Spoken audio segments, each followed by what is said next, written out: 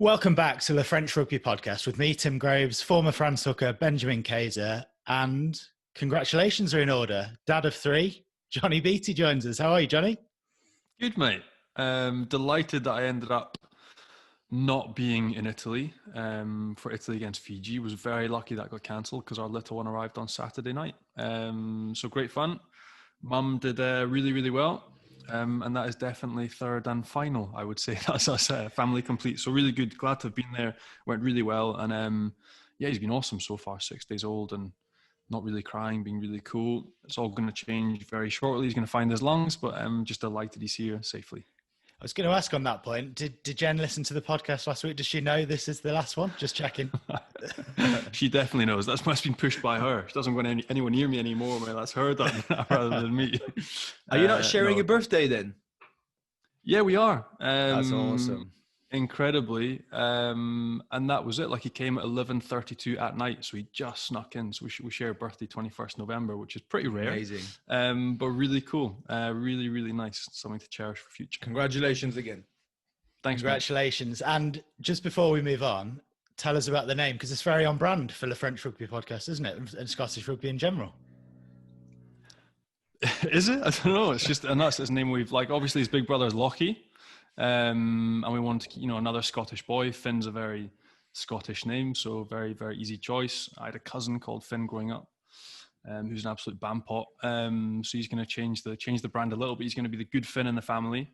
I know he's been an angel so far, so bless him. Well done. So not named after a certain fly half, just confirming. Nothing to do. No, nothing to do with it. Nothing. And he's not the dad. I'm definitely the dad. I've confirmed. So. And Duncan Meatball Beattie was not in the running. Just no. No, Boulette or Meatball. He was never in the running. Unfortunately, little Dunky, he wasn't. But he did bloody well last weekend. Bless him, little Duncan. Good lad. And like you say, thank God you weren't stuck somewhere in Italy for it.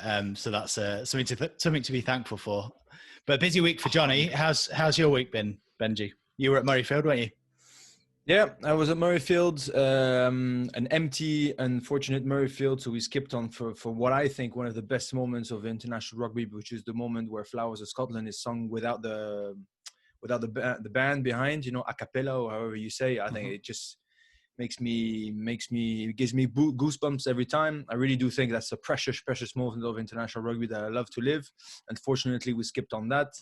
So a random atmosphere, not an extraordinary game, but a good solid win. I was really chuffed for the boys to deliver again and again. And I was blown away to see how Stuart Hogg did not see or played the same game as me. Because when he was interviewed at the end of the game, he said, we dominated France for 78 minutes. We just didn't know how to convert that into points.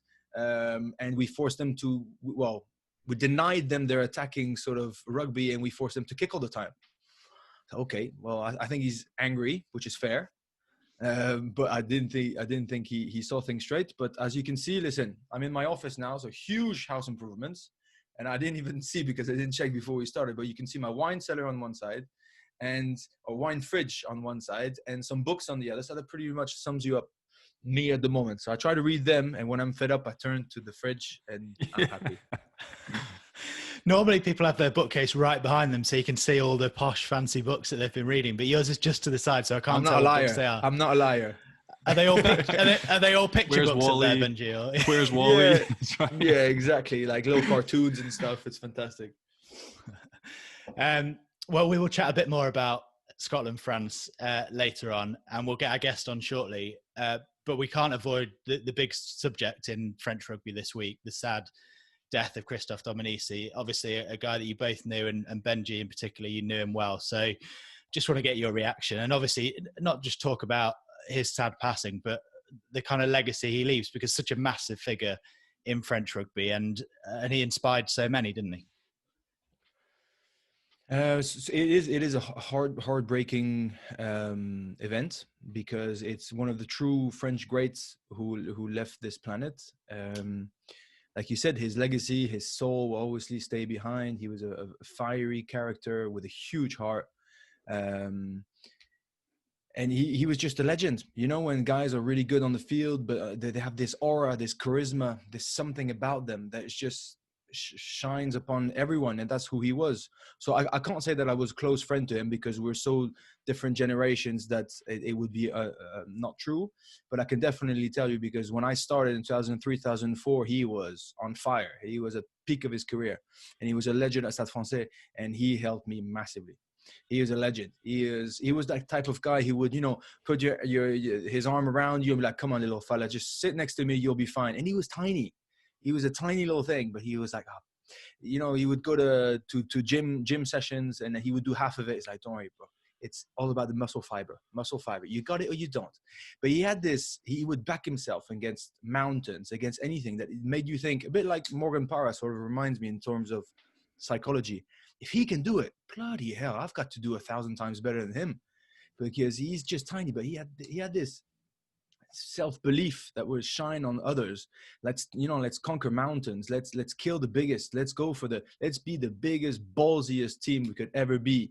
Like Richard Cockrell would say, it's time to put your nuts on the table and show everybody how big they are.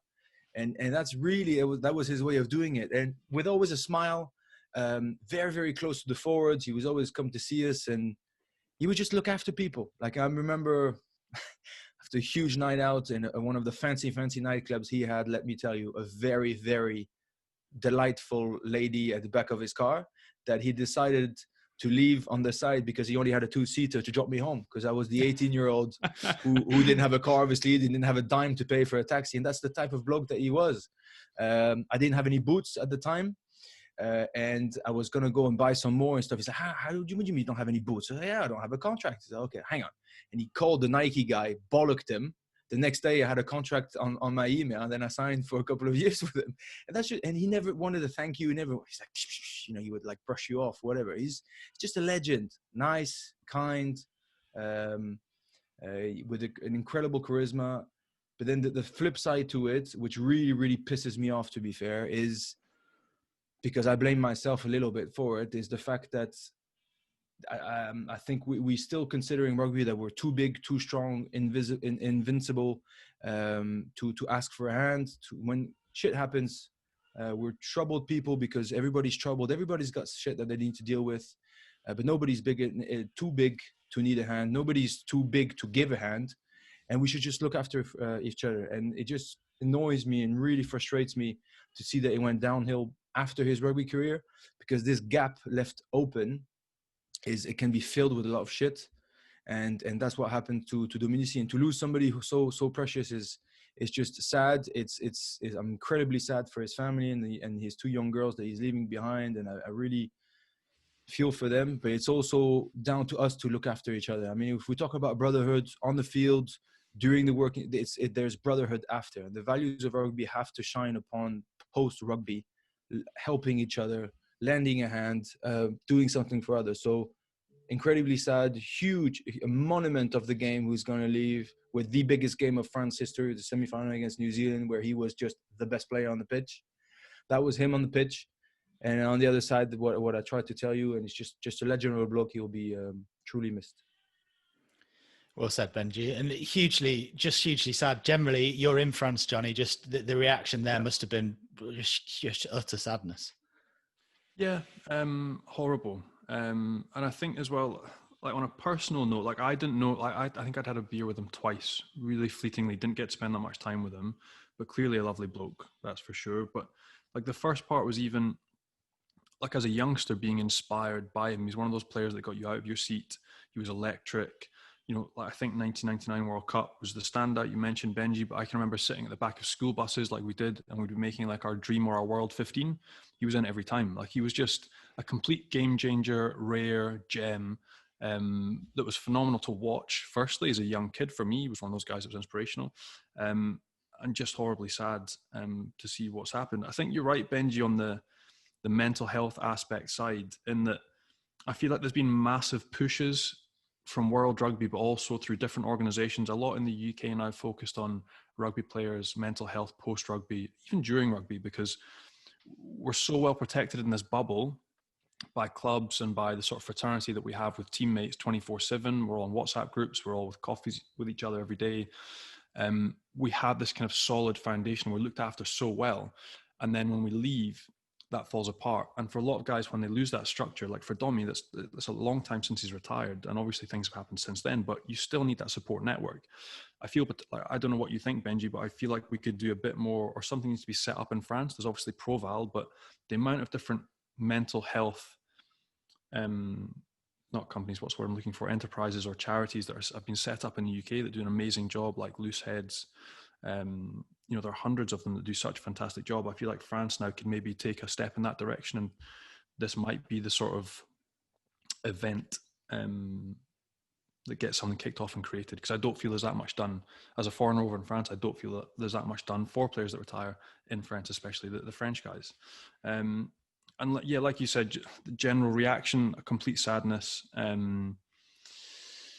Horrible for the game, horrible for everyone that knew him, his family, and some of the tributes that have come in and the stories that have been told about him have been phenomenal. Like Benji, you just mentioned there, like one that I didn't know about him, like Bernard Laporte always said that if you chuck Domi and 4 guys that weighed 120 kgs into a room, you chuck a big steak into the middle of the room, it's him that comes out with the steak. He was an absolute bear, like heart of a lion, an absolute beast of a player despite his size, and a world-class bloke. So horribly sad. And thoughts and prayers go to his family. Yeah, devastating news. And we should get our guest on now, because he is a guy who would have been touched by Christophe as well. He's a man who didn't move over to France until very late in his career, but he's still living there now. It's former Wasps, Toulon, England and British Lions second row, Simon Shaw. How are you? I'm very well. And yourself? We're good. Where are you now? You live close to Toulon, is that right? Well, where I am exactly is in an old disused water tank, which now serves as my office. But I am in Toulon. The problem, I think I might have told this to you at the rugby earlier in the summer. But this disused water tank seemed like a good idea at the time of being an office. It turns out in the summer it's 10 degrees, or well, at least 10 degrees, probably more, warmer in this office than it is outside. So you can imagine how hot that is in the summer in Toulon. And in the winter, it's 10, 15 degrees colder. So it's really not been a good idea. But that's where I'm. I'm in Toulon. Have been for most of the lockdown. So yeah, it's not the worst place to be in the world. To be honest, I mean, you can see Benji's office there. I mean, it's better than that. And mine looks like a prison cell, so I won't worry. I don't know. I'm just trying to think what you'd be wearing in 40 degrees in Toulon for a Zoom meeting, and I'm willing to bet it's not that much, Ozzy. Well, did I share that little Zoom meeting I had? Did I share that story with you? I don't think you did, mate. Please do. So I came up here. I had a really important kind of brokerage deal with a major property deal going on, and to be honest, I was just literally the middleman. Didn't really know too much about what the transaction was or what was needed to be discussed at the time. So, but obviously, being the person that put them together, I needed to be on that call. So I needed quiet as well. So I've got 4 kids who are incredibly loud and you know, make their presence felt. Especially the worst possible time. So I just said, right, I've got to go up to the back office, which is obviously this water tank, knowing that it was going to be insanely hot. So I went up there and I just thought, like, I'm going to end up literally sweating profusely whilst on this call. So I'm going to have to make it just an audio call. So I escaped up here. I was on the audio call, had the phone sort of placed in front of me. I was literally teeming with sweat onto the phone, thinking, God, this thing's going to explode soon. I ended up literally stripping down to my underpants because I couldn't cope with the heat and I thought I was going to pass out. Now, coupled with that, I have a fair amount of animals in my residence. So we've somehow accumulated animals, especially in lockdown, and 2 animals in particular make an awful racket when they see me because they think I'm like dad or mum. Raised these 2 geese from literally hatchlings, and they go absolutely mental when they see me. So I snuck past them earlier on in the day, like before this meeting, and then I was obviously, as I say, sweating profusely. Needed to get out of this water tank because I thought I was going to pass out whilst on the call, and obviously I didn't want to make too much noise, either interrupt the meeting, just in case they asked, for a contribution. And so I got to the point where I was about to pass out. I thought, geez, I've got to go outside. So I've gone out the door, literally in my underpants, only for the geese to spot me and start bleating insanely. And you can imagine the other people on the call, it's like, what is going on? What? Where is he? He's got these things literally making the most almighty racket. And I was stood there in my underpants, and they start chasing after me. At which point, I'm trying to run away to kind of avoid more kind of questioning on the phone. Run around the garden, the entire length of the garden, being chased by 2 geese on the phone whilst in my underpants. You think, well, but my only solution to this is to get back into my office. So I've now doubled the heat that I'm experiencing because I run around the garden as well. So I was literally horrendous. It sounds like something out of a sitcom, and all I can say is thank God it's November when we're doing this. Yeah, exactly. I've got extra layers on. Give us the list, mate. What animals have you got? How many? Oh, mate, geese, loads of chickens. I had 2 rabbits, now got 4. Probably going to get a few more in the next couple of weeks because exponential. Lockdown's been fairly boring for the rabbits, so they've enjoyed themselves amongst themselves. So there's going to be more of those, I'm sure. Some goldfish, various bits and bobs, and obviously 4 children. Yeah. 4 rabbit children. Oh, congratulations, by the way. Thanks, mate. But there won't be a 4th for us. That's us. We're just saying 4. Definitely done. Number 3. That's us. Well, don't ring me if you need advice later on when they've grown into young adults and are even more painful than they are as children. Mate, I wanted to ask you really quickly before we get into your rugby a little bit about Christophe Dominici. Obviously, horrible news this week. But you've known him probably more recently than most of us. You've gotten to know him quite well over the past 10 years. I just want to know a little bit about your thoughts and a little bit about the bloke. And not reaction, but what's happened this week. As you say, I've only really met him I've got to know him over the last 6-7 years. I'm involved in a charitable event called the 6 Stations, which gets played in the Alps every year, and it's in the main. It got started by Jan de Leg, who's obviously an ex-Toulon player, and in the main, most of the guys involved are either ex-Toulon or Toulouse. Obviously, Jan went on to play for Toulouse, and Jan, grew up with Domi and knows him very, very well. And obviously, he's been on that tournament and been amongst the group for the last 6-7 years. And having played against him and sort of seen him as a player, how it's like. You pick out particular players and you see them more as irritants than you just, for some reason, probably because they're immensely talented and they, make you look like an idiot on the pitch, you become kind of almost, in a very odd way, you kind of dislike them, even though you don't know them. Don't worry, mate. You were disliked in most of France for a long, long time. I'm telling you. Thanks, mate. Yeah, appreciate that. I'll take that as a compliment. Absolutely. But yeah, Domi's one of those guys. He made you look an absolute fool on the pitch. But when you get to meet the guy, just the most insanely funny, warm, charismatic. Just one of those guys that you come alive when he enters the room, because the conversation is going to lift. That you're going to be in tears of laughter.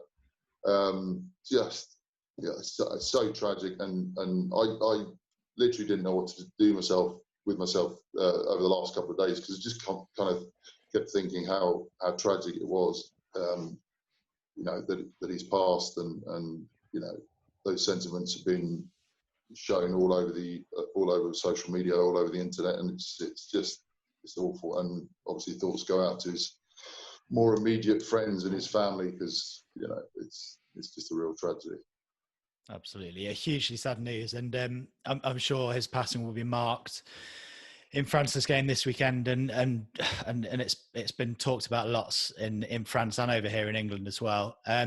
We will talk about your career shortly, but I just want to get your take, because we've been discussing the Autumn Nations Cup, and we'll talk about it a little bit later on as well. What's your view on where France are at the moment? Because obviously you all have worked with Shaun Edwards, you know, Fabien Galtier as well. Where do you think they're at the moment? Well, I was lucky enough to go to the France-England game last year. Completely lost my train of thought in terms of timings because of, you know, what's happened over the last year. But when France were when England were favourites, I was doing a pre-match sort of predictive chat with Cote in a box, and I just had this feeling. I said, look, I'm not one of these guys that does loads of analysis, looks at individual players, individual kind of match-offs or anything like that. I just have this real gut feeling that this team are going to do some amazing things, and it's going to start today. And he goes, you know, Ben looked at me, he goes, you're crazy. You've got these two young halfbacks, you know, they've barely got any experience in the international stage, blah, blah, blah. No, I see this only going one way. And he went through pretty much every player and micro-analysed everything. And I said, well, you know, I'm just giving you my opinion. I just think they're on there's just a feeling I get from this group. And England obviously coming off the back of, you know, the final loss against South Africa, that inevitably dents your pride. And has has a longer term effect than most people would like to think. So I said that day, I think this is going to happen for France. People need to listen up, because this team is going to do some things. And I think they're on that road. Obviously, there's going to be peaks and troughs and whatnot, but I just think they're an uber talented side at the moment, and what they've got, which is what England have had probably over the last sort of 3 or 4 years previous to that, is they don't have any fear factor against some of those bigger sides, because, you know, under 20s level, they've beaten everyone. They've been world champions at that level a couple of years running. So when they come up against England, the All Blacks, you know, anyone, they'll look at, you know, I remember doing it when I was playing for England. You look at the opposition, you go, well, I beat this guy under 18s, under 21s, you know, he's no different. Yeah, he might have, you know, got technically a little bit better, and they, you know, training harder or whatever. But, you know, I can have this guy, and if that runs throughout your squad, added to which, you know, I'm sure the technical aspect of the French game and the process and all that is greater now than it's been before. You know, I see them going a long way. There's a guy that's made a big difference, mate, that you worked a long time with. So Shaun Edwards, obviously the defence coach. Defensively, they've been fantastic. Can you give us a bit of insight into Shaun Edwards? We've asked a few people, a couple of the French guys, but you know him very well. You've known him for a long time. What's he really like? I've not got the chance to work with him, and I'd love to know a bit more.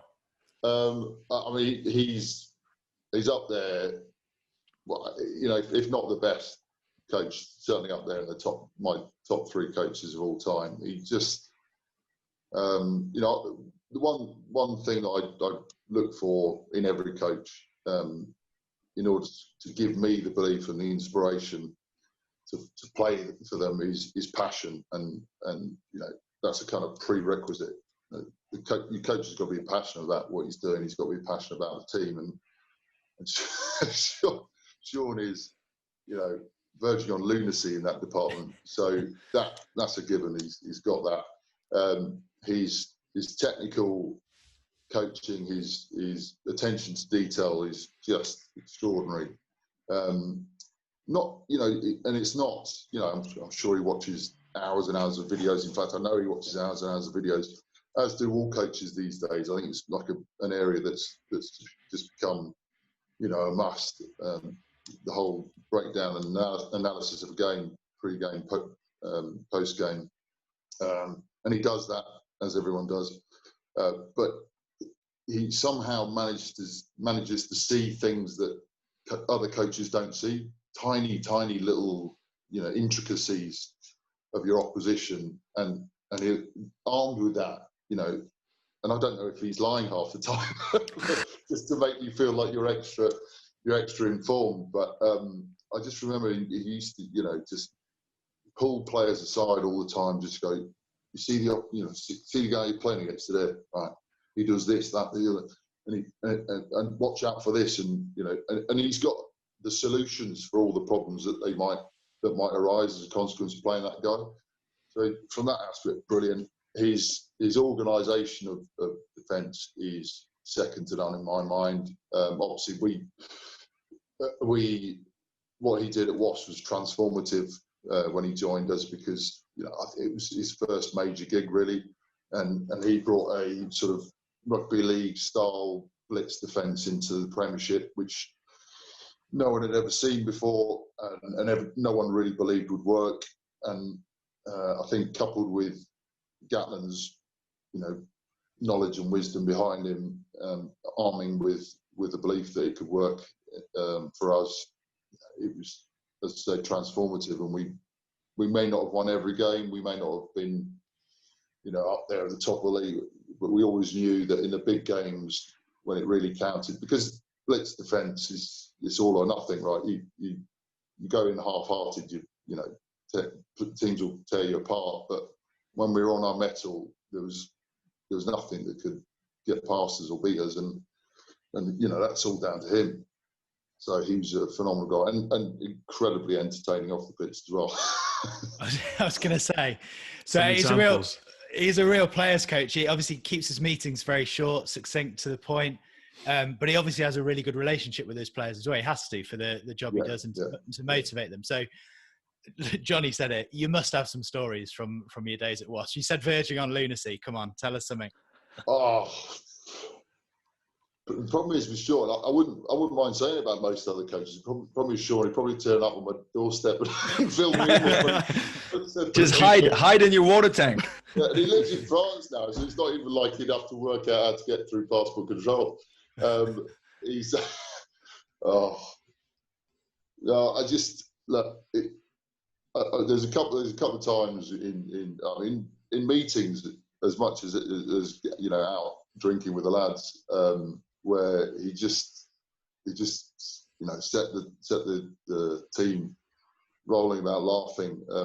He'd sort of, you could tell that he'd sort of practiced this, how he was going to come into this meeting. We won somewhere really convincingly, like by mega points, but we conceded a try, and it was always his thing that if we conceded a try, he conceded a try. He'd take the punishment, we'd take the punishment, and it was only one try. It was like, and I think it was like the final minutes of the game, and that was even worse because we could have got through the game, without conceding a try versus I don't know how many we scored. But he was super happy that the fact that we'd beaten whoever we'd beaten by some margin.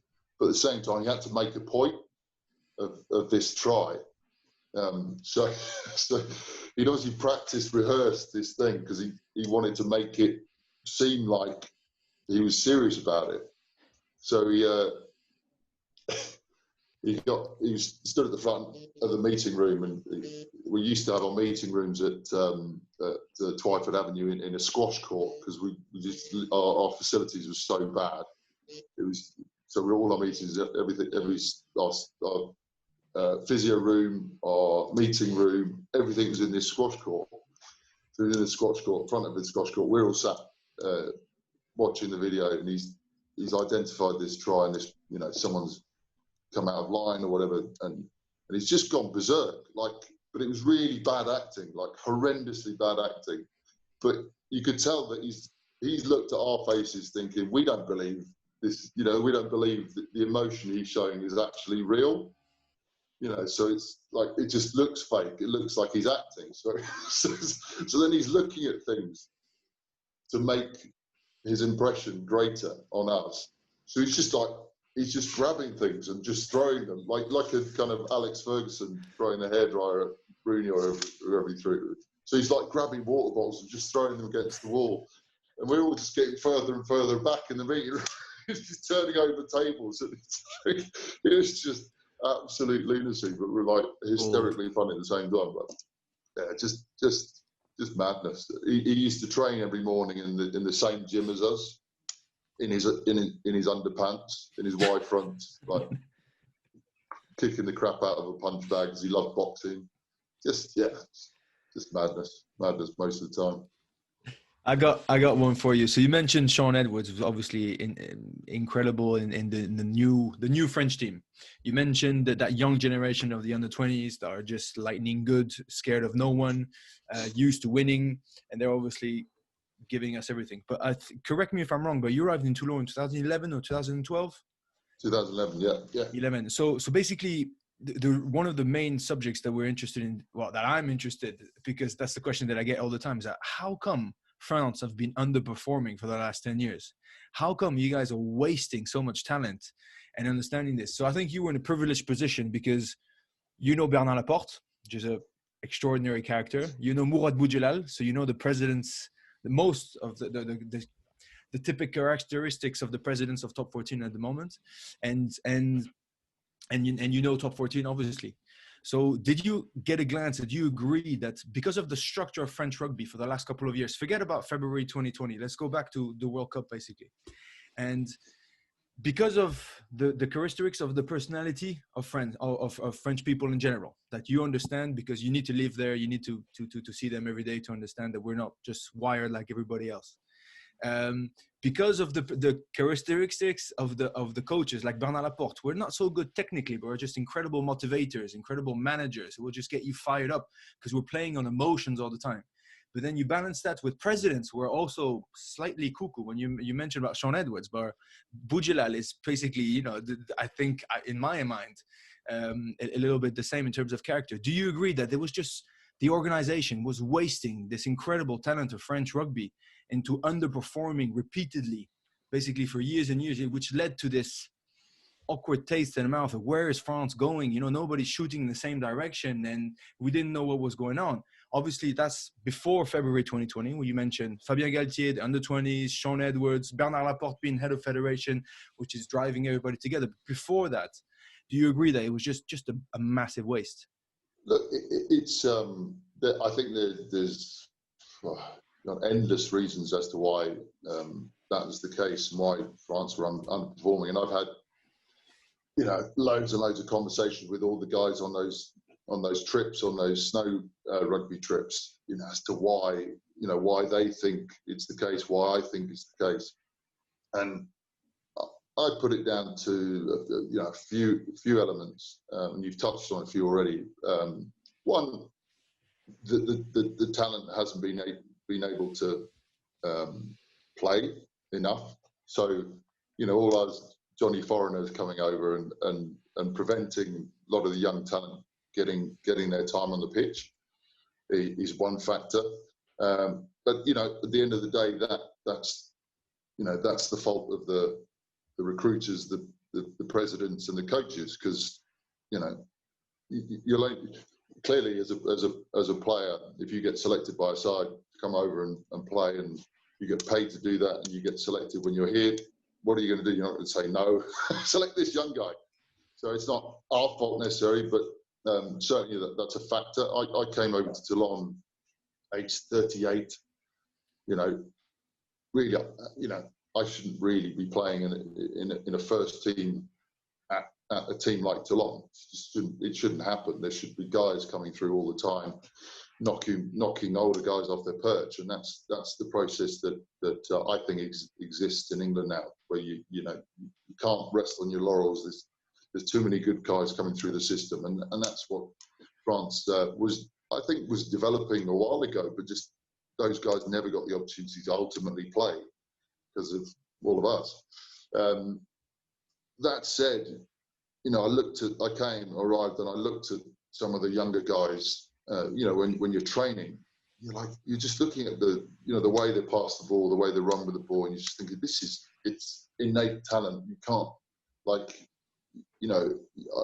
spent many years playing in England, and you see even Premiership players who've been around the block, played a lot. You see them trying to pass the ball. It sounds like a crazy thing to say, but you see them trying to pass the ball, and it's either really badly, i.e., technically a poor pass, or it's robotic. It's like being massively coached into this is how you pass the ball. And those young French guys, you just see it's like it's effortless. It's fluid. It doesn't look like they've been coached. This is how you pass the ball or anything like that. So you see them doing their running lines and passing the ball, and you just think, how the hell are they not playing? Like these guys all look like they've got immense talent. And this is where I come to the other point. It's one part to say that coaches and presidents and guys, and agents promote that side of the French top 14, which is bringing loads of ex-internationals and stars into the league. But the other point is that a lot of these young guys don't push themselves or didn't push themselves sufficiently. It's like I'm training for Toulon. I get the occasional game because of the rotation system. I'm a bit of a hero in my hometown. That's enough for me.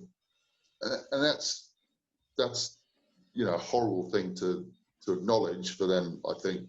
Well, for me to see a lot of these young guys, and there's lots that have played for Toulon, played in the double winning sides and the Heineken Cup winning sides. They're from Toulon, youngsters coming through the game who've now gone on to other clubs, or retired and just given up. And you're thinking you should have been in the French squad, or you should have been at least knocking on the door, or you should have had a career, much longer than it has been, and you should have been the number one, not the number two, not the third in line to play for Toulon. You should have been saying, I want to play for Toulon, I want to start for Toulon every week, and I want to push for a French place, but they didn't.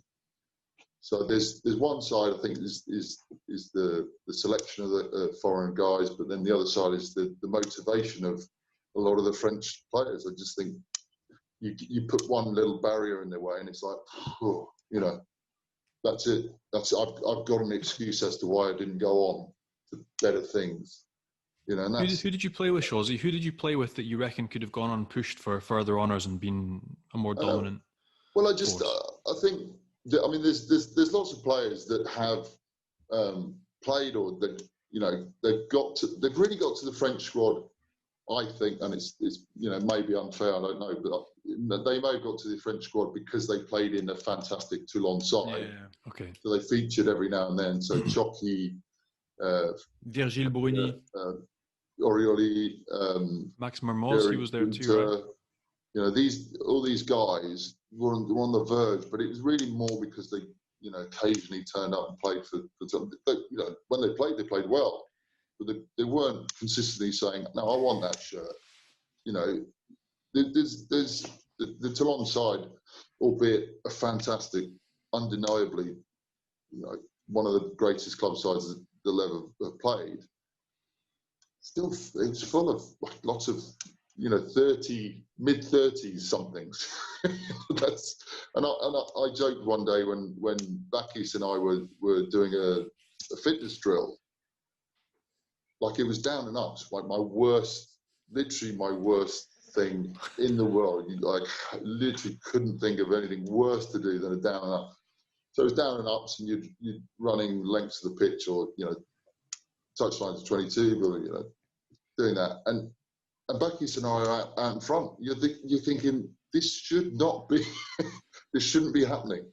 This should not be happening. A 38-year-old and a 30, I don't know how old he was, 35 probably, shouldn't be happening against these 20-year-olds. It's crazy. But that said, that period lifted everyone's standards up. Johnny, inevitably lifted anyone that was playing in his position around him, because he went out and trained longer. They trained longer. Andrew Sheridan, because he was pushing tin more than anyone had ever seen in a gym. All the props then went, shit, in order for me to kind of be anywhere near this guy, I've got to do more. But as soon as those guys all left, boom, dropped again. It's that motivation factor that I think lacks there's a bit of lacking in. But I think, in all sports, particularly something like rugby, it needs its heroes. And I think this French team could create some real heroes for generations of the future. And they'll look up to those guys. And if they show evidence of the fact that they're true professionals that only got to where they got to because of, sheer determination and hard work and all the things that you normally expect from an international player, then, these guys are the future, the younger guys that are now coming through the system should be able to look up to these guys and go, yeah, that's what I want to do. And I know that's what it takes. And I'm willing to do that. And you mentioned the influx of foreign players like yourself into the top 14 as a bit of a negative over the past 10 years, something that could have held certain players back or the French national team back. But in terms of that mentality side of things, do you think actually those foreign players coming in, like Johnny, you mentioned there, but also particularly more foreign coaches and assistant coaches, will that have had a positive effect now on this generation? I think ultimately, yeah, it would all have had a positive impact, without a doubt. But it has to be, in order for it to continue, it has to be, the French have to be creating their own equivalents of a Matt Gitter or Johnny Wilkinson. Even on the coaching side, they have to, I think one of the slight, there's a balance, right? In the UK, I think we go probably far too far down one line, and in France, the kind of the opposite end of the spectrum. So with coaches, I think coaches get promoted far too easily in France. If you're a decent, if you're a kind of iconic player, you can go up the ranks pretty quickly without really any evidencing that you're any good at coaching, which I don't think is a positive thing. I think you need to kind of earn your stripes. In the UK, there's not enough promotion of coaches, as in the game doesn't say, come and coach. Like, we'll give you an opportunity. You have to work really hard for that. And it gets rid of a lot of potential coaches. So, yeah, I think inevitably that the inclusion of foreign players and foreign coaches will lift it, but it needs to find its own footing. I think it started to do that, is it Hubert Albin? I always get his surname. Yeah, that's the one. I always get his surname and the first name mixed up because you guys put it all the wrong way around, like when you write on documents. But he's had that kind of real professional mentality for a long time, and he's former Toulon coach and coached the under-20s for a few years during their successes. So there's guys like that have earned their stripes, really kind of been there at the coalface for a number of years and deserve opportunities. Let's talk about your time at Toulon now, because you mentioned moved there at the age of 38. So we know how successful you were with England, with the Lions, at Wasps. But how did that move come about at the age of 38? I mean, did you have to go and meet Mourad? Did he woo you? Like, how did the move come about? Yeah, it's funny. It was I was a little bit all over the shop in 2011 because I made the World Cup squad to New Zealand, and it was a bit of a miserable tournament for us. Dwarf throwing and all that sort of stuff. But I'd been at Wasps for 15 years, and I wasn't entirely sure that I should still be there. So I'd sort of written or agreed terms of agreement. I hadn't signed a contract with them because I wasn't sure. I was 38. I wasn't sure whether I'd get to the end of the World Cup and go, do you know what? I just don't want to play anymore. I didn't know how I felt about the whole thing. So I thought, well, I'll just go to the World Cup. I'll have a break in between, whilst on my way home and just with my family and just have a think about it. And then I played a couple of games in the World Cup. Obviously, Courtney Laws and I forget who was the other second, but there were guys coming through, and I just thought, well, this, it's the end for me internationally. That's it. But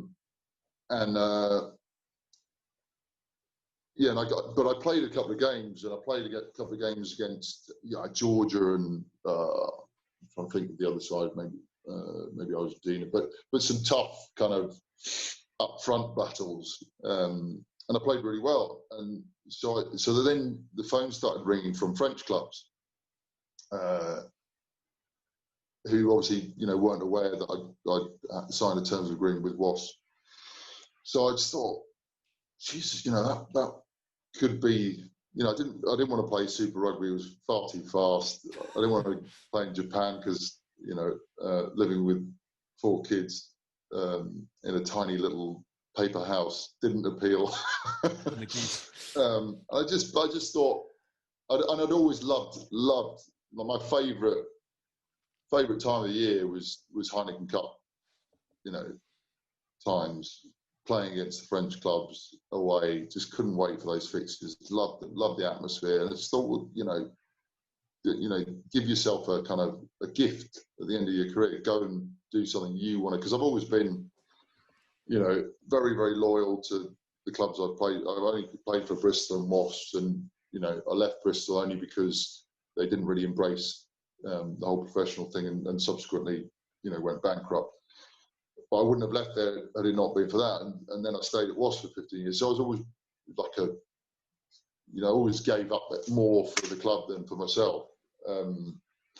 So I just thought, this is the one time I can make a decision for me. And I got, as I say, various offers from French clubs. And I knew the moment I got back to Wasps and sat in the meeting room for the first meeting. Obviously, those guys had already started the league. And I looked around, and I've been there for 15 years, and I didn't recognise anyone. I was like, this is crazy. Like, I feel like the new kid on the block. I don't know anyone. And the coaching staff had all changed as well, so I didn't know the coaches. And I was like, wow. I'm basically joining a new club without having moved and without, changing my experience, as it were. I'll still be playing at the same stadium, albeit they moved to Coventry. But so I just thought, and that's when I knew I couldn't do this. I needed to move. So I went into, and I spoke to everyone, all the various levels of the club that I needed to speak to, and said, I'm sorry, I'm not going to train today. I need to leave. This needs to happen now. You're going to carve out a new future ahead of you as a club, and it's going to be without me, because I think I've done my stint. So they said, okay, fine. It's obviously it's upsetting for us, but we understand, and we're not going to stand in your way. And I then went, oh, okay, that's very understanding of you. I went away and spoke to my wife and kids and said, look, I think we're going to move to France. Don't know where yet, so I'm going to have a look around. Then I spoke to an agent over here who basically put the calls in for all the clubs, and he said, okay, well, why don't we start, your journey, have a look around some of the clubs. Where should we start first?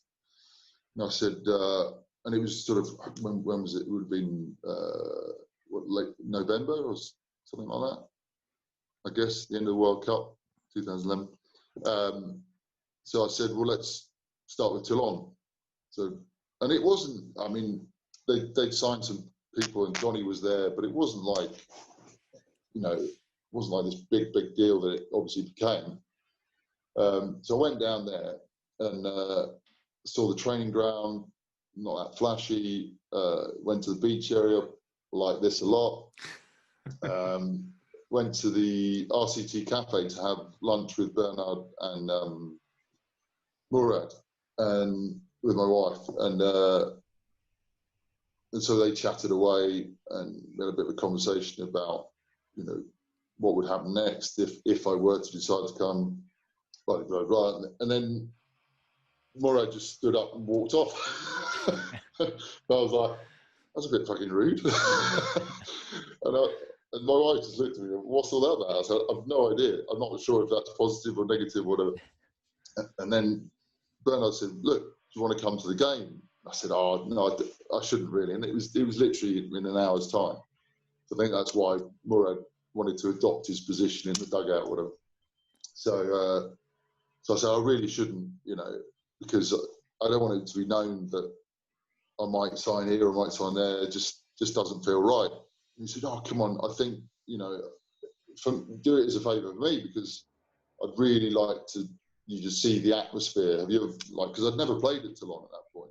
they'd never come up in European competition but stuff. So I said, all right, okay, but I don't want to make a song and dance of it, clearly. And he goes, no problem at all. So I get into the stand, and then my wife nudges me, like, not the kick-up hasn't even started, and I'm on the big screen, like a full headshot of me, and I'm like, oh, you're kidding me. So literally the moment that, like, got into the taxi, went back to the airport, came home, and then it was all over the press. Simon Shaw signed for Toulon. I hadn't. And I was like, oh, that's just, it's crazy.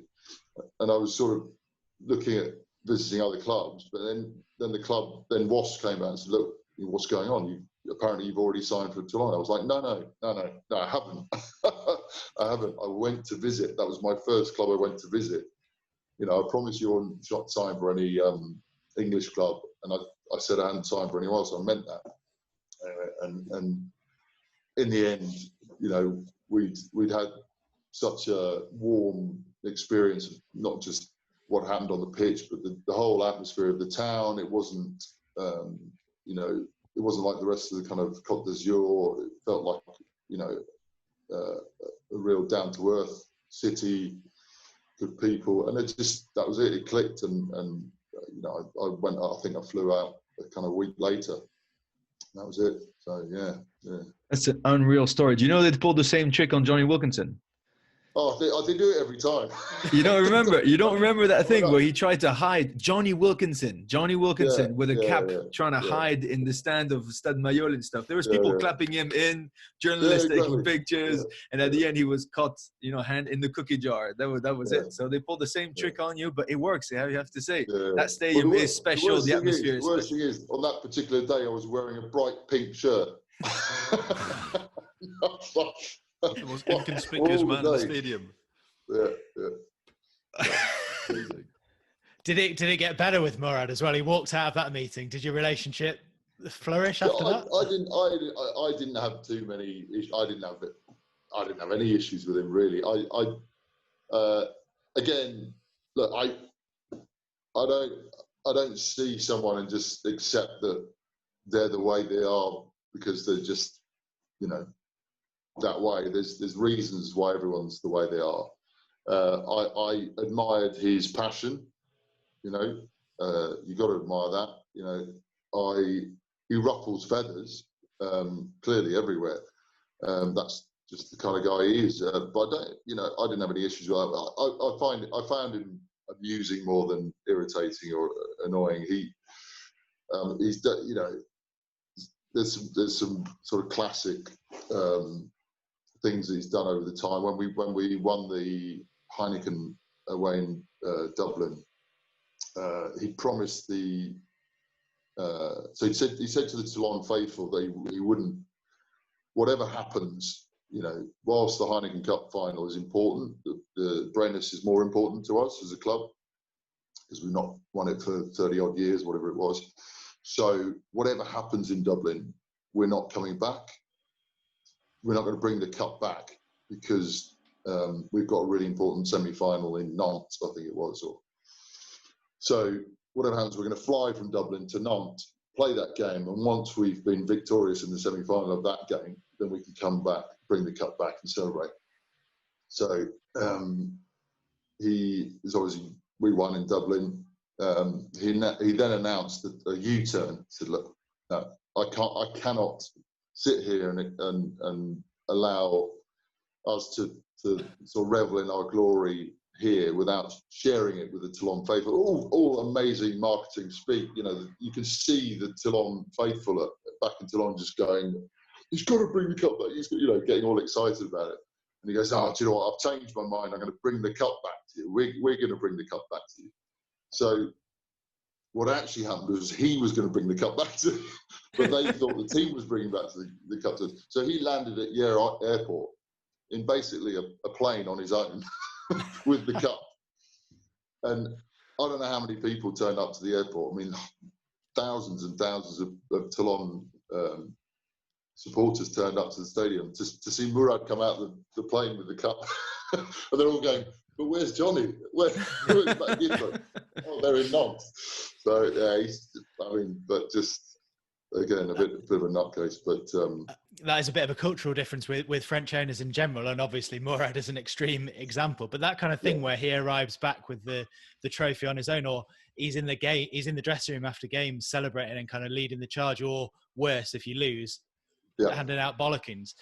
Does that not? I mean, it must annoy a lot of players. Not necessarily you, but like it must get on players' nerves. That surely.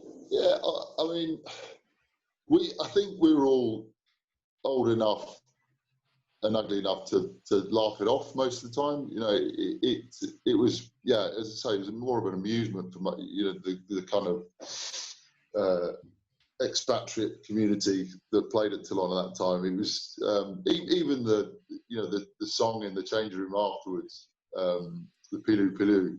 You know, normally, it was, for a while it was a player, normally Jean-Charles Aurioli, someone from Toulon, someone that kind of can evoke that passion and stuff for the song, and we'd all sing it and bang on the lockers and stuff. And it was brilliant. And then Mourad decided that he was the only one that could sing it. So, and you were just like, oh no, surely not. And he'd come in and and everyone would sort of be just Pilou, Pilou, sort of not quite getting into it as much as we used to, and he'd be sort of doing a sort of camp clap. So we just laughed it off most of the time. Yeah. And so Mourad obviously worked, Bernard Laporte, they were in tandem. So give us your view on Bernard, because obviously he is in a senior position now at the FFI. He's a politician almost, but at that time as a coach, did he do much coaching, or was he more of a sort of manager and he let you players do your own thing? He did everything. I mean, in terms of what you'd normally get in the UK with a kind of that style, that sort of seniority, you'd get more of a director of rugby who would probably, kind of give the general theme of how things were going to work, and leave it a bit more up to the coaches, a kind of football managerial style in the UK. So you'd have most of the talking in a meeting, for example, would be done by the individual coaches. You go through each kind of department, defence, this guy's in charge, he does his bit. Attack, he does his bit. Forwards, he does, go through that. Whereas aside from side meetings, with the pack or with the backs, which Pierre Mignoni would take or Olivier Zan would take, Bernard did everything. So literally every morning we'd sit down to he's a wordsmith, an extraordinary wordsmith. He'd stand up, and God knows how he did it. He'd stand up, and for 45 minutes, an hour and a half, he would just seamlessly not stop talking, which for most of us was like an amazing, like a huge challenge for our capabilities to understand a foreign language. Because he's not only speaking, and you could tell it was eloquent, even though you didn't know all the words, but he speaks 100 miles an hour, and he's like really, really expressive with his talk, arms, legs, everything into it. And you'd have Tom Whitford, who was the team manager at the time, who would basically translate for those that didn't have that capability of French. So he'd bang on for it seemed like hours, all very, very passionate. And he'd be articulating and saying, lots of horrible things in French about certain players and what they'd done in a match. And then at the end, you see Tom completely, he speaks incredible French, and he's, very certainly bilingual, but he's just kind of going, you've lost me completely. Yeah, it was a poor pass at the end. just like condense it to 2 sentences. But no, I have to say I loved working under Bernard. Again, his passion was extraordinary. Again, I wouldn't say that technical coaching was there at all. But I don't, in certain circumstances, do you need it? With the kind of guys with the kind of experience that all the guys had, Carl Haymans, the Bakis Boaters, the Dron Smiths, Johnny Wilkinsons, the Matt Gittos. It's an extreme situation which didn't really require a lot of, what are you really going to tell someone how to tackle at that stage in their career or ruck at that stage in their career? Yeah, little changes in the rules you kind of advise on, but what are you going to do with a group like that? You kind of give them some parameters and let them go. You didn't need a skills coach. You need a fantastic tax lawyer, probably. That's about it. Not me. Don't know what you're talking about. But no, what I was so grateful for is we didn't do contact for 2 years. So I was happy with Larry. And so, mate, how did it work? You said simple parameters, and there wasn't much technical stuff. But in terms of what you actually did on the field, like, it was amazing. And I mean, yes, you had phenomenal individuals, but in terms of stringing it all together, who came up with like your attack templates? Who was in charge of that? Like, would Johnny and Git sit down and build things with Mourad, or how did it work? No, I think Pierre Mignoni went away with the backs, and I think most of the backs, really respected Pierre as a coach. Again, totally devoted to his coaching, like insanely so, and would get so wrapped up in any errors or performances that were less than faultless. So he would and he's obviously gone on to be successful at Lyon. So he's one for the future, certainly with the national team, I think. But I think a lot of it was driven by Matt Gitto.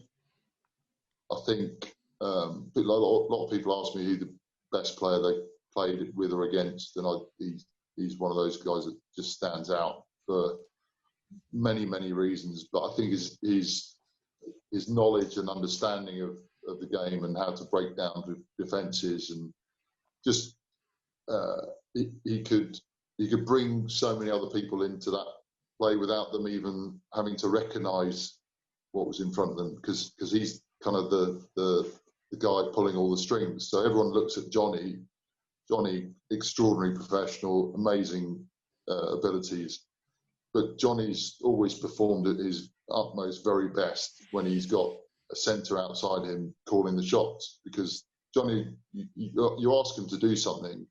I want a 20-metre pass on this 6 shilling piece. He'll get it there each and every time, but he needs to know that's what comes next. And Git's always had the right kind of decision-making process to enable Johnny just to effortlessly go, sorry, you wanted what? Yeah, absolutely, there you go, and deliver it. And then Git's would then, pass on what was going to happen next to a Basta or whoever, or Marnonu, whoever's outside him, who need that as well. So I think most of what was good about Toulon in terms of attacking was through Gits, and obviously you've got people like Tuisova on the wing. You just give them the ball and get to run. You mentioned Johnny and Matt Gitto kind of leading on the field.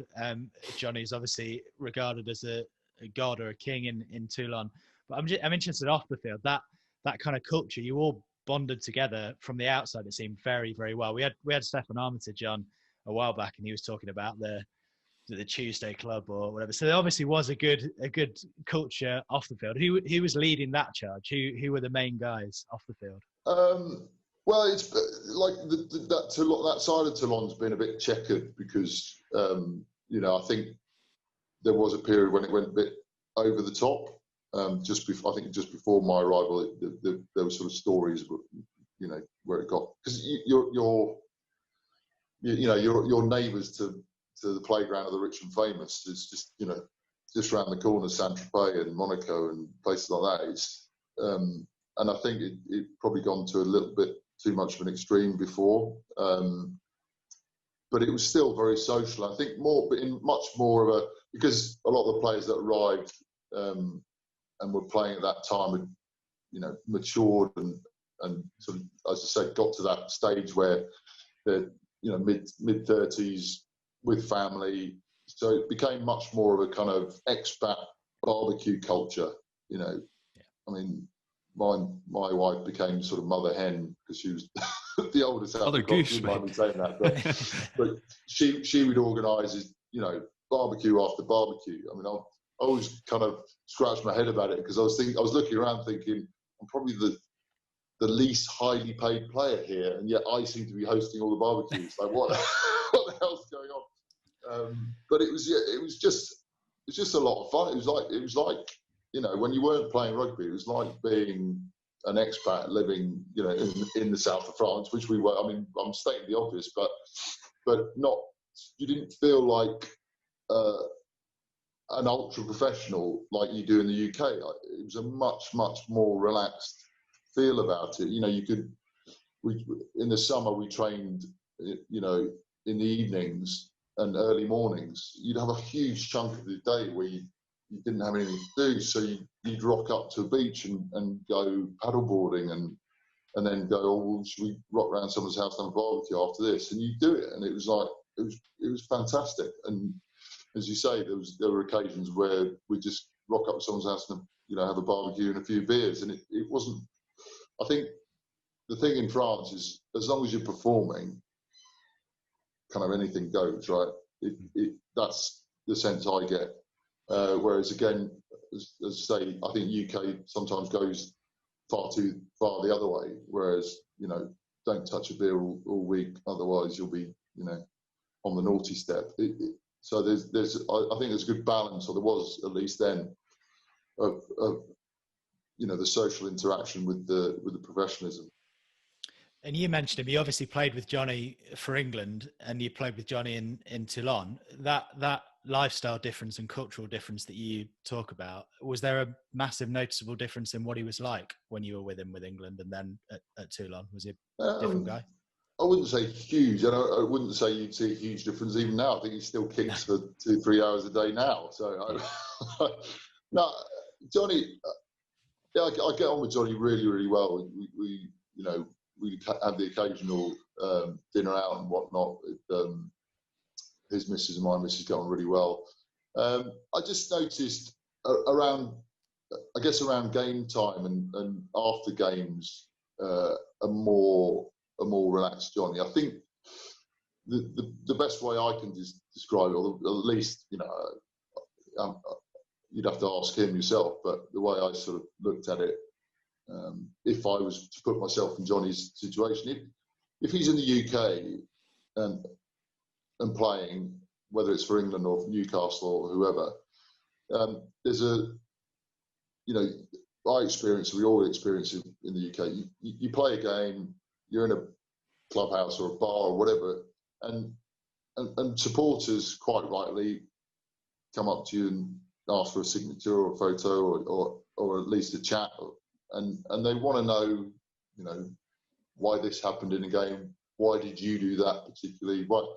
And it can end up into a full-blown conversation that you find it quite, unless you're that kind of person, you find it quite difficult to get out of. And in the UK, it happens a lot, because the English public feel like that's their right, and I think it is their right.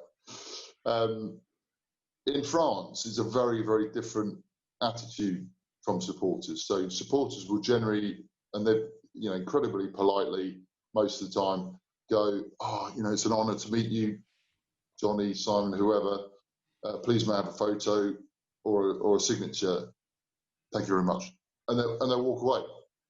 Now, if you're Johnny, if you're Sir Johnny, and you're in England, Christ knows how he ever got away from a game, because he'd have been badgered and pestered and badgered and pestered. And I just think that, he knew a post-game in Toulon, okay, I'll probably have to do 100 signatures by the time I get to my car. But no one will ever kind of go beyond that. They won't encroach on my time unnecessarily beyond that. And I can cope with that. Because what most people don't know about Johnny, he's like the most giving person you ever meet. So the problem with Johnny is if you ask Johnny something and he says yes, he's not just going to give you what you asked for. It's on his arm. So he's not just going to go out and kick you balls. He's going to kick out and kick for 4 hours. If you ask him to, pitch up to coach some kids, he'll be out there for 4 hours with those kids. He's not going to just do a token. And so with anything with him, like if someone asked him a question, he inevitably give them the full answer, not just a condensed one. So he was definitely more relaxed in and around games. But in terms of lifestyle, I'm not sure. Again, I think he kept himself to himself again a lot of the time. But we saw him on occasions at the barbecues drinking orange juice.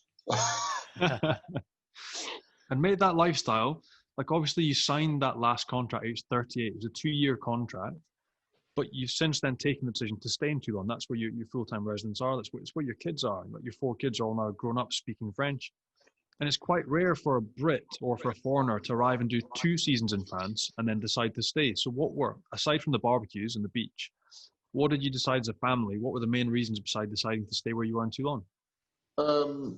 I think a lot of it is to do with my background in general. I was, for the first 15 years of my life, an expat. So, I lived in Kenya for 10 years, born in Kenya, moved from Kenya pretty much directly to Spain, albeit I had 6 months in the UK.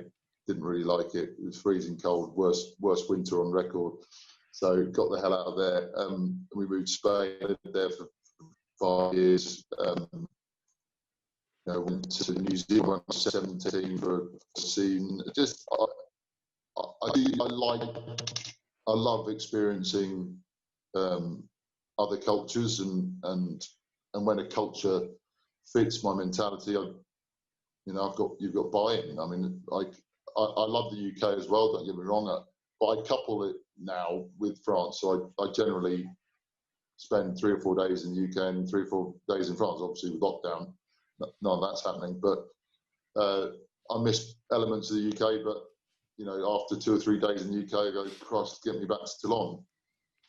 And then after 3 or 4 days here, I go, I feel like I'm sort of becoming a bit lethargic and sleepy, and I need to get back to busy London. So, but in terms of why I stayed here, the weather. Look, I've got lots of you guys have probably have as well. And in the 2 seasons I played for Toulon, I literally didn't feel them. Like, probably to do with the fact that I didn't do contact, but in addition to which, I just think that the mild climate helps. I've got a really severe. I sustained a really severe ankle injury when I was sort of 19, 20, which has still got metalwork in it, and whenever I land in the UK, it's like unbearably sore. Whenever I come back here, don't feel it, and so part of it's the weather, the climate. Part of it, the wine. My kids. The wine probably helps with the ankle, mate. A bit of rosé, a bit of sunshine, you'll be fine. Maybe. And just before we let you go, Simon, you obviously went on 3 Lions tours, and everyone's talking about the tour to South Africa in the summer. A couple of yours were to South Africa, so you're the perfect guy to ask. Everyone's talking Maro Itoje up as a potential Lions captain. I think you've got an interesting call as well that you want to throw in the mix as a Lions captain, I read somewhere.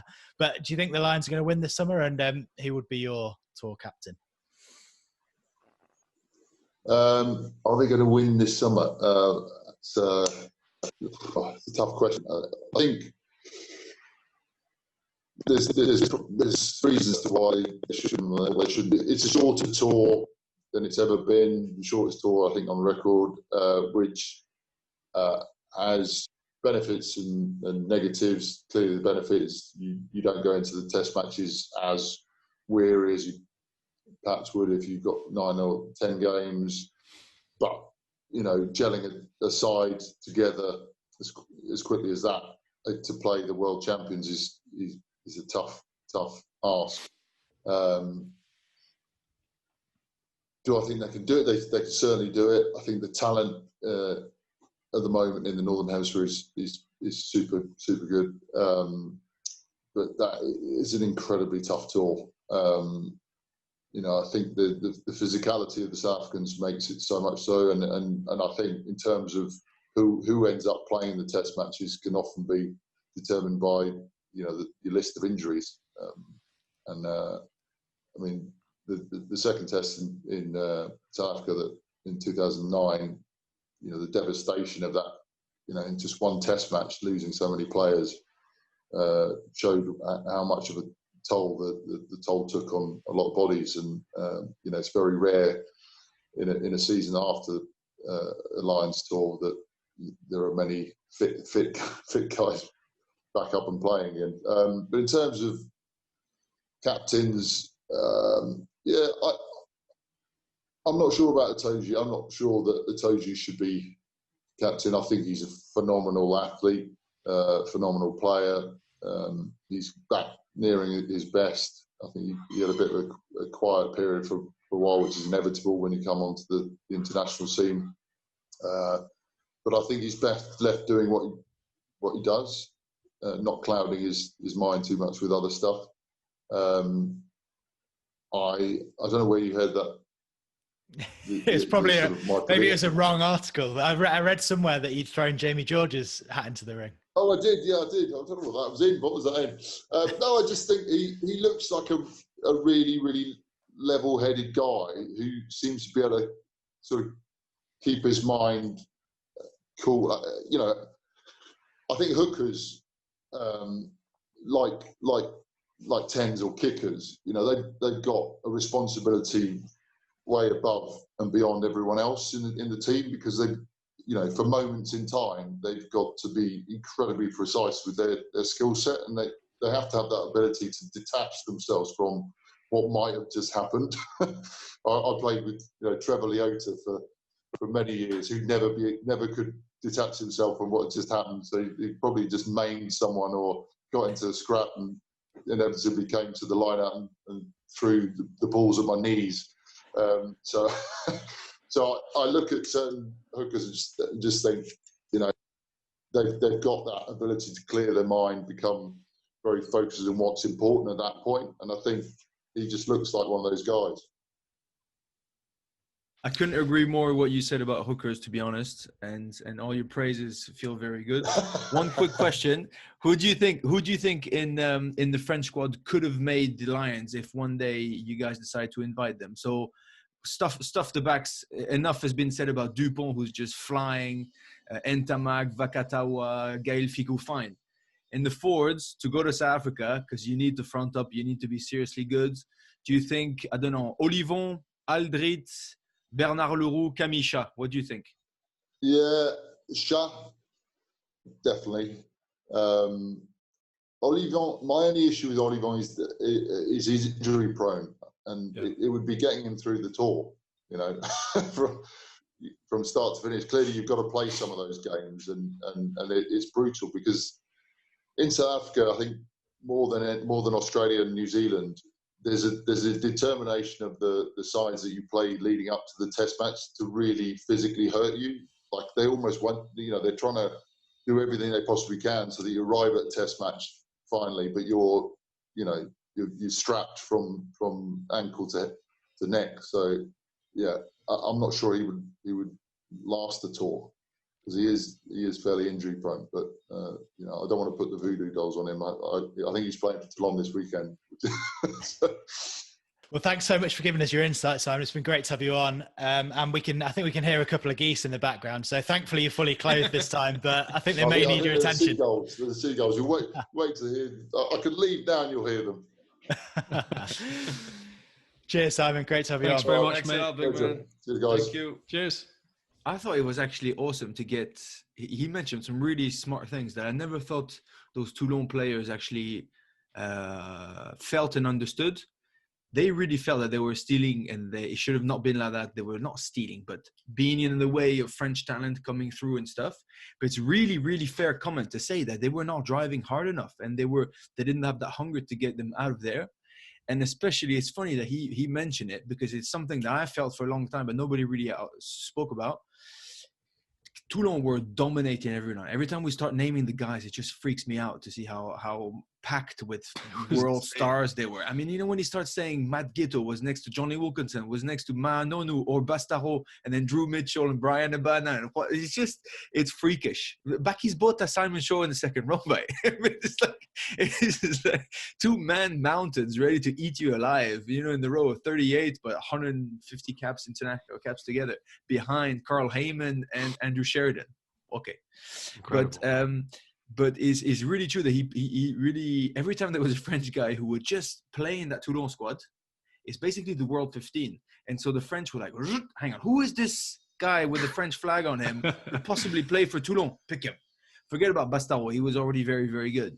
But I remember there was a number 9 TU's board. There was Choki de Lucid. There was Virgile Bruni, a back row. There was a young center who then played for Montpellier called Arthur Vincent.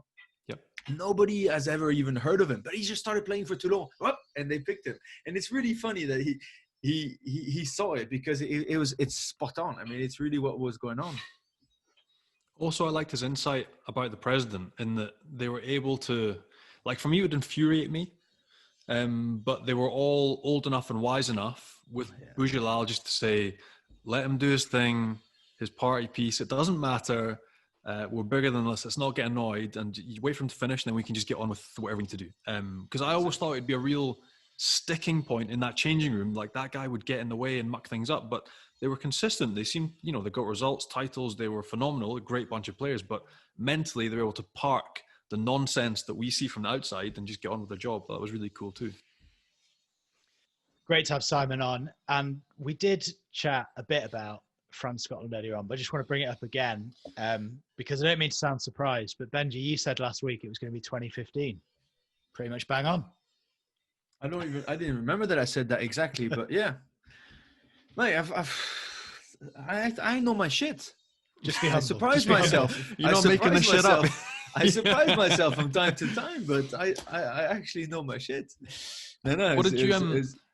What did you make of the actual game? I know you said, like, you talked briefly about Hoggy's post-match comments after he knocked the ball dead on the full-time whistle, which wasn't a great way to finish the game. But what did you actually think of the game? I know maybe rose-tinted from him, but what did you make of it generally? I didn't think it was an extraordinary game, to be honest, on both sides. It wasn't extraordinary quality. It wasn't... it was a slightly weakened French side, but it was also a slightly weakened Scottish side. Clearly, he didn't have the electricity. Duncan Ware is solid. He's reliable. He gives us 150%. But Finn Russell just brings the X factor that, you know, can create stuff that they thoroughly needed. I thought France, Jalibert did an okay job, but it's not Romain Tanak that we're used to having at the moment. You know, there was just missing a tiny bit of a sparkle, something. So it was a bit of a silly game where France I thought, the statistics did not show this. They were going a little bit against me, but France were dominating relatively the play, and then by just conceding silly freaking penalties and being really poor in discipline, then Scotland were just coming back and scoring 3 points. Basically, France were about to score, going back to a penalty, putting 3 points, about to score, kicking a drop goal, but long, dominant phases, you know, they were there. And then Scotland would just get back into their side, and in 2-3 phases, concede a stupid penalty, kick 3 points. You're like, and in the end, I think it was they drew at halftime, right? It was 12-12 or 15-15, I can't remember. And we thought, oh, bloody hell, it's not reflecting, you know, the reality of the game. So I thought if France would lose this one, they will be livid, they will be gutted. And just one play behind the scrum one brilliantly played behind the scrum ended up them winning the game, which is a funny thing because I was with Rory Lawson doing the commentary, and he got it spot on, saying, he told me actually before the game, it would be great to see Antoine Dupont create stuff because he's just incredible, but also he's going to get so much attraction, so much emphasis put on him during the weeks. Don't let him go. You'll see he's going to create space for other people. And that's precisely what happened on that scrum move. I don't know if you remember, but it's basically at 8, 9, 10 and 12, to Gaël Ficou. And Gaël Ficou, instead of giving it back to Antoine Dupont, which is running that circle line, going back, you know, to then go outside, gives it inside to the winger, to Ratez. And it's spot on because you see Price, the Scottish 9, is basically chasing Antoine Dupont almost like a one-on-one defense, and he's just creating that gap. And then that's when they went through. Vakatawa that ends up scoring. So it's brilliant to see that that's the next step of France. They need the confidence, need to keep on going up. They need all those players to develop and to be really lethally good. But then if Antoine Dupont can not only be very good at what he does, the X Factor style, but he can create some positive space for his teammates, that's even better. So I was chuffed about the results. The game was not extraordinary in terms of quality. And it just shocked me that Stuart Hogg, like you said, that 79th minute, he's got to kick to touch to go for penalty. He misses the kick. Shit happens. Obviously, he tried to get a 5-meter line out for his team. It was a little bit greedy, but it's just technically it's not easy to do. And then in the post-match interview, he looked furious, which he was obviously allowed to be. But then he's like, I just didn't think. I thought he had, he had glasses on or whatever, but poor glasses, because he was going, no, we dominated for 78 minutes and we denied France their attacking ability. I was like, you guys didn't do much and you got beaten by better. That's it. I think as well, especially through his eyes, playing the game at fullback, he won't see some of the little areas where France were more dominant. Like I thought their maul was dominant. They got some good go forward. I thought the forwards did really good. They won every collision. Exactly. So scrum and maul, they dominated. They went forward every time, pretty much. Free kicks, penalties. So physically, they were much better up front. Hoggy, obviously, sitting in the backfield, doesn't really see that. I think maybe you think about, yes, they shut that. Like, you didn't see any of Dupont. You didn't see any of Vakatawa. It wasn't, broken game, offloads. Defensively, maybe he meant, we shut them down in that respect. But, you touched on it, like Jalibert, quiet game. It was pouring, like horrible conditions. Yeah. It was all about kick chase, pressure, defense, and winning ugly. And you know what? The difference in the end, they won ugly. It's the first time they won at Murrayfield since 2014. So a great mental step again. But the difference was that one starter play. As much as I thought they were dominant in all the little facets of the game, that one starter play, they'd obviously seen, like, that's a Fabien Galtier special. They've seen Ali Price overchase when he comes off scrum. Boom, there's your inside hold. That's Fabian's level of detail. It's predetermined, it's pre-called, and it came off. And that was the difference in between the two teams. So great statement for France to get that first win in a long, long time. But I thought they were dominant in quite a few different parts of the game. So great result for them. And looking at the Italy game, we're going to see an almost entirely different France team. We've spoken about him before. One guy you're particularly both looking forward to seeing in that side is Makalu. Yeah. Anyone else that you're kind of picking out? And what are we expecting from this French side, who obviously are very fresh and haven't played together before? This weekend is our weekend, myself and Johnny's, because I told the Prime Video guys, like, good luck for the rest of the team who don't follow Top 14 every single week, because they will not have a clue of who's on the pitch. Not a clue. There will be a lot of nodding. I think myself and Johnny will be speaking. There will be a lot of, yes, you're right. So Makalu, you can't miss him. Yes, there will be Serin Jalibert. Yes, there's going to be a few guys, few friendly, renowned faces. Dulin is coming back at fullback, after having a brilliant international career. He's a fantastic player. He's just been struggling a tiny bit for the last couple of years, but he's back and he's moved to La Rochelle with John O'Gibbs and Ronan O'Gara, and he's doing well. There's going to be some really, really, really interesting guys to come and to play. But there's a lot of guys that I'm going to challenge the English public or the English broadcasting team to actually know, because even I struggle. So I'm telling you that there's a few guys, but there's Makalu. Johnny mentioned it a couple of weeks ago. He's been freakishly good. He is made for international rugby. I cannot wait to see him in a relatively open game. They should have some space against Italy as well. Playing in Paris, great pitch, whatever. The conditions should be okay. He's got pace. He's fantastic in the line out. He's got this ability to break defenses and to create something out of nothing all the time. Serin has been promoted captain. There was a really beautiful moment. I thought it was quite smartly done. That's where you see the management side of Raphaël Ibanez. So obviously, because of the 3 team sheet things, there was basically a complete turnover of the squads, but they managed to overlap just over one day. So they played Sunday against Scotland, flew back obviously Sunday night or something. They all met in Marcoussis, and the following squad, the guys who were coming to complete the squad, because I think from last week there's like 8 guys that are staying on or something like that, not more than that, maybe 10 maximum. And so the following 25 or 25 guys who arrived on Sunday night, everybody met. So 60 players basically were in Marcoussis on Monday. And Charles Olivon gave a really good speech about, listen, this is it for us. Our Autumn Nations Cup is done. We wish you all the very best. And I just want to give my captaincy to Baptiste Serin. And I'm telling you that I trust in him 150%. Well, they play together in Toulon, so they're quite tight. And I want you guys to believe in him because a lot is going to be asked on him. I just thought it was smart. I think it was very smart to show unity in terms of the squads, passing of the order. We wish you the absolute best. Keep on doing the job for us to all win. I was really impressed by that. I thought it was great.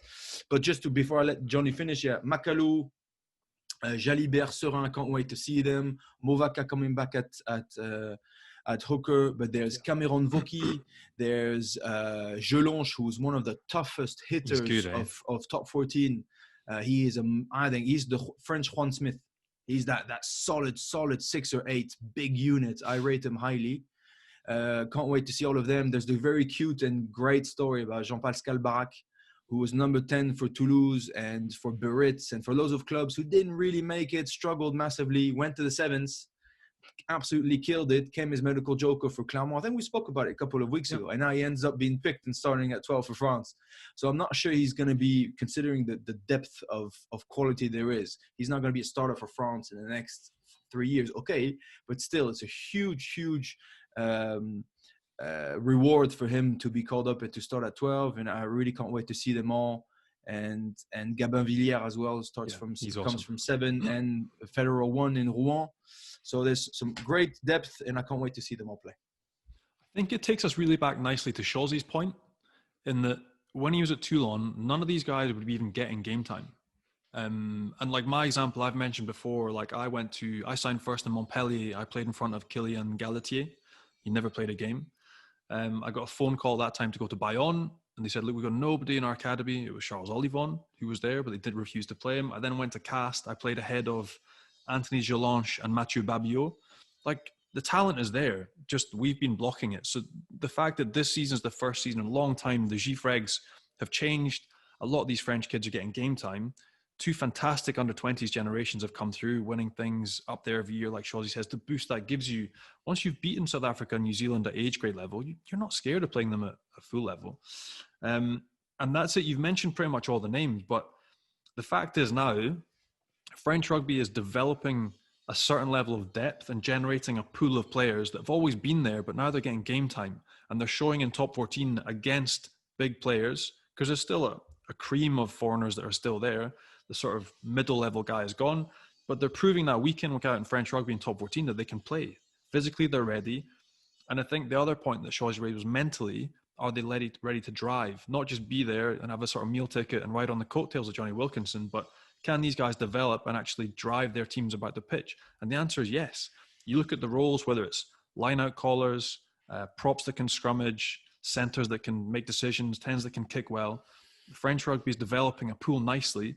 And the guys you mentioned, like I'm delighted to see Makalou there. He would have been there earlier if it wasn't for injury, but I think he's made for international rugby the way he runs and his skill set. Anthony Jelonche again at 8. I mean, these guys, all 3 of them can pretty much play 6, 7, and 8. So there's now huge pressure because French Rugby 2020 has done so well. Who's going to come in and pinch places off the starting 15? So you've got Cameron Woki, who's great line-out forward, gets around the pitch, carries well. Anto Jelonche, Sekou Makalou, that back row, you could easily change that. That could be the first choice back row. In 2 years, it quite easily could be changed and flitted around if Olivon gets injured or Aldrit. Like, you're not scared these guys coming in. It doesn't devalue the back row in any way. And then the back line, I know a little bit less, but the guy that, again, watching Toulon and commentating on some of their games, Gabin Villiers, the guy that you mentioned, who's come through the sevens, I'm like, who is this kid?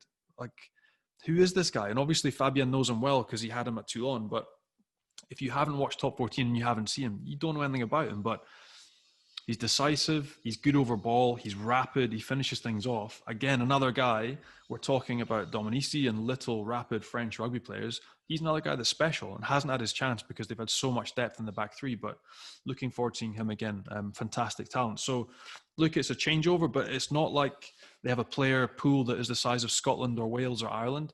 France are now developing a big pool of players, and I'm excited to see these guys get game time at international level. It should be a great, great game against Italy. I was going to say Villiers, a surprising number of turnovers as well for a little guy in the backs. 7 specialists.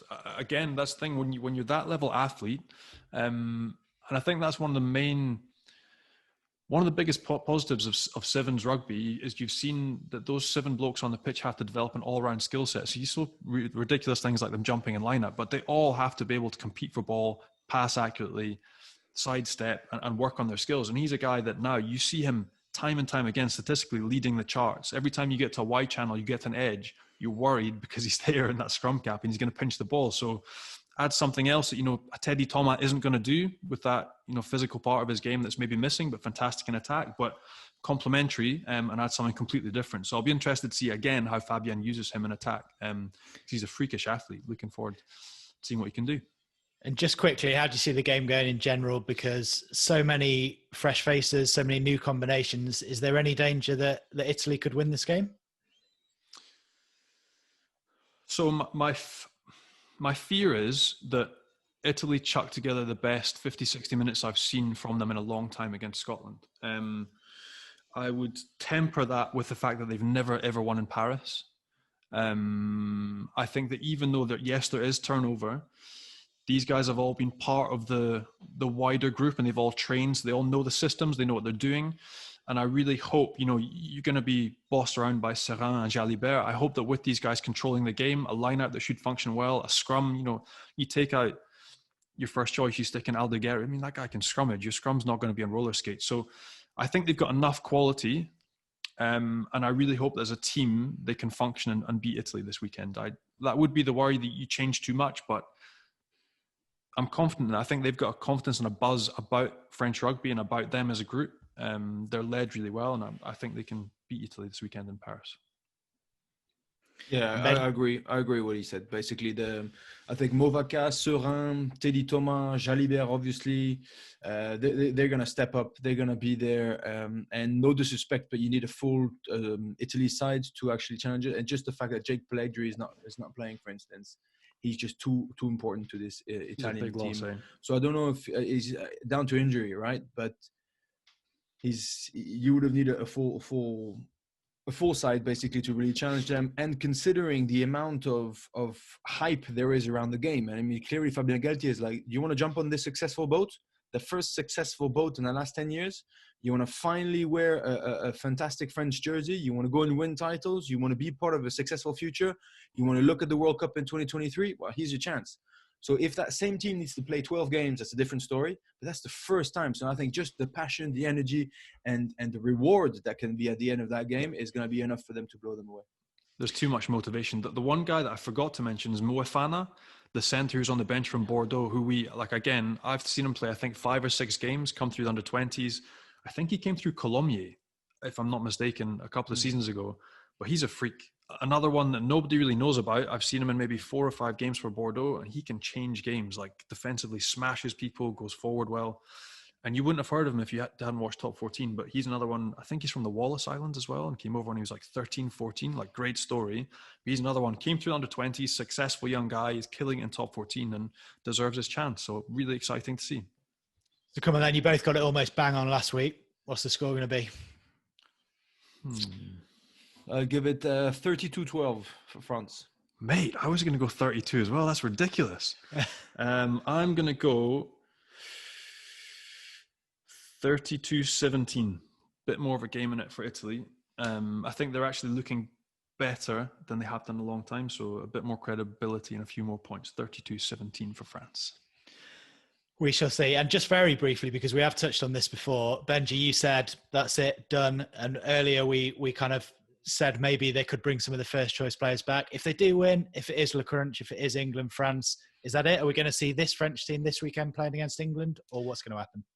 I don't know. I have a feeling that they might ask something, but then I saw all the social media posts from the players being like, right, good luck. I'm done with this Autumn Nations Cup, gutted, but now, let's go France. The Antoine Dupont, the Ramos, the Charles Olivon. So it seems pretty loud and clear that that's how it's going to be. To be honest, to understand what this meant, I think I needed to feel this competition from the inside, and being in Murrayfield with no crowd to this great competition, but which is a fake Six Nations because Japan couldn't make it and then Fiji ended up pulling out. So the only new team is Georgia, which has not been a huge challenge to other sides, with all due respect. I think I can understand basically the fact that if they win this weekend, they're going to end up playing England, because I believe England will put 30 points to Wales as well. Pretty straightforward game, 30-10 or something like that. And then it's going to be to players to rise up to the challenge. You must ask for, you could have Romain Tamako be back because he pulled that once. You might have Boutier. I don't know if injury-wise they'll be back. But yes, I do think that's it, and they won't come back. And just to finish off with, top 14, only a few games, but big win for your old club, Johnny. Yeah, huge. Again, it's weird we're talking with Shawsey and Toulon. It's not the Toulon side of old. Clearly a state of transition, but the fact down at Bayonne have knocked off Toulon, they've also beaten Clermont and Montpellier at home. That's a huge statement. And I know they've been working hard, digging in with all these different sessions they've been doing and trying to train together as best they can. So, no, delighted for them. It's gotten off to a good start this season for them, and fingers crossed it can continue. They've done really well. And anything we're looking forward to this weekend in the top 14? Clermont going to Castres after 2 consecutive cancelled games, I believe. Well, the same game cancelled twice, basically. They were meant to play Lyon and they got postponed, so they're going to Castres. Castres who were properly pissed off after losing at home to Bordeaux last minute, Jalibert pushing everyone and all that. Always a very tense game, but I see the lineup that Clermont put. There's a solid game going on. There's Timaniva, there's Fritz Lee, there's Pisiliato on the bench, there's Judikel Concoria at 6, there's a pair of center, George Moala, Api Nakalevu. Api Nakalevu is basically Mike Tyson. He's a meter 80, 125. He's got 3 fake teeth in the middle. He is tough as nails. And George Moala is an absolute beast of a player, who is the most powerful center in rugby, in European rugby at the moment, to be fair. So the two of them together, the wingers might not see the ball for a couple of weeks, but wow, they're going to hit hard that cast defense. So I'm really looking forward to that one tonight. Very good. Thanks, Benji. Big thanks to Simon Shaw. And thank you, Johnny. Massive congratulations again, and good luck with the sleep in the next week. Cheers, guys. Don't forget to subscribe, leave us a review. You can watch us on YouTube, every podcast platform out there, and we will be back with another episode next week. Au revoir, guys. Cheers, fellas. Au revoir.